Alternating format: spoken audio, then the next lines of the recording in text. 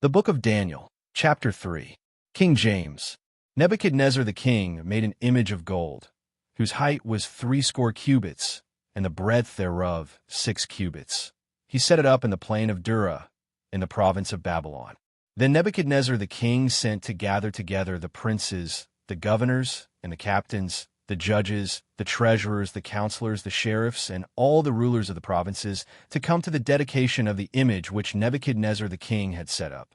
Then the princes, the governors, and captains, the judges, the treasurers, the counselors, the sheriffs, and all the rulers of the provinces were gathered together unto the dedication of the image that Nebuchadnezzar the king had set up. And they stood before the image that Nebuchadnezzar had set up.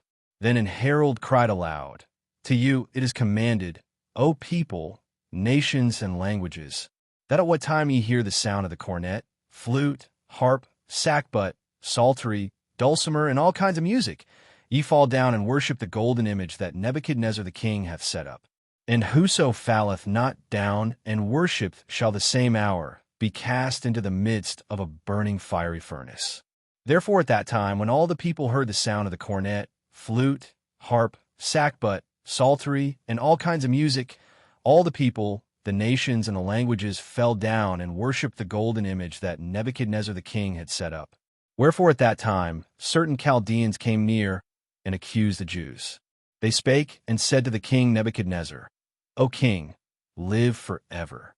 Thou, O king, hast made a decree that every man that shall hear the sound of the cornet, flute, harp, sackbut, psaltery, and dulcimer, and all kinds of music, shall fall down and worship the golden image.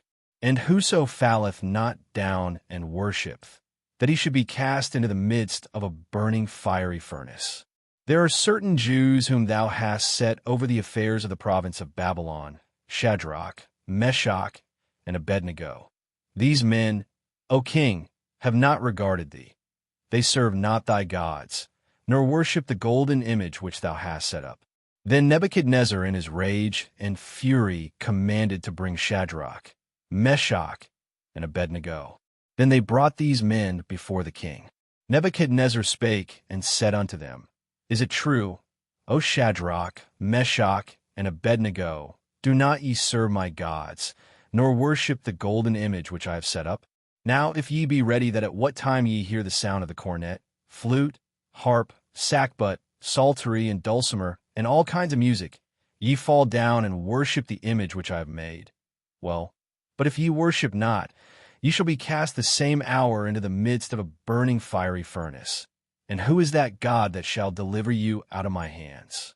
Shadrach, Meshach, and Abednego answered and said to the king, "O Nebuchadnezzar, we are not careful to answer thee in this matter. If it be so, our God whom we serve is able to deliver us from the burning fiery furnace, and he will deliver us out of thine hand, O king. But if not, be it known unto thee, O king, that we will not serve thy gods, nor worship the golden image which thou hast set up." Then was Nebuchadnezzar full of fury, and the form of his visage was changed against Shadrach, Meshach, and Abednego. Therefore he spake, and commanded that they should heat the furnace 7 times more than it was wont to be heated. And he commanded the most mighty men that were in his army to bind Shadrach, Meshach, and Abednego, and to cast them into the burning fiery furnace. Then these men were bound in their coats, their hosen, and their hats, and their other garments, and were cast into the midst of the burning fiery furnace. Therefore, because the king's commandment was urgent, and the furnace exceeding hot, the flame of the fire slew those men that took up Shadrach, Meshach, and Abednego. And these 3 men, Shadrach, Meshach, and Abednego, fell down bound into the midst of the burning fiery furnace.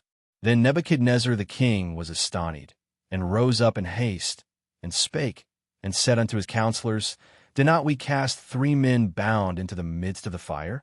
They answered and said unto the king, "True, O king." He answered and said, "Lo, I see 4 men loose, walking in the midst of the fire, and they have no hurt, and the form of the 4th is like the Son of God."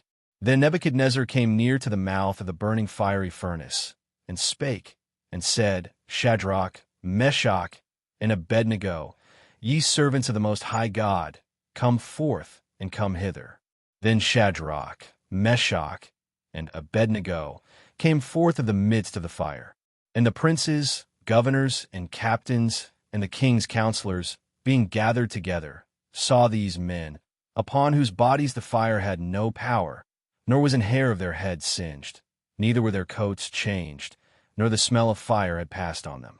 Then Nebuchadnezzar spake, and said, Blessed be the God of Shadrach, Meshach, and Abednego, who hath sent his angel, and delivered his servants that trusted in him, and have changed the king's word, and yielded their bodies, that they might not serve nor worship any god, except their own God. Therefore I make a decree, that every people, nation, and language, which speak anything amiss against the God of Shadrach, Meshach, and Abednego, shall be cut in pieces, and their houses shall be made a dunghill, because there is no other God that could deliver after this sort. Then the king promoted Shadrach, Meshach, and Abednego in the province of Babylon. Commentary. Key principle. Obedience to God must come before obedience to government. Daniel 3 presents a powerful moment where the state demands worship, something that belongs to God alone. Shadrach, Meshach, and Abednego refused, even under threat of death. Their response is one of the strongest declarations of faith in Scripture. Our God is able to deliver us. But if not, we will not serve thy gods. This reveals a critical biblical truth. God's authority is higher than any earthly ruler. Acts 5 verse 29. We ought to obey God rather than men. Civil government has a rightful role, Romans 13, but it is limited. When government commands what God forbids, or forbids what God commands, believers must stand firm.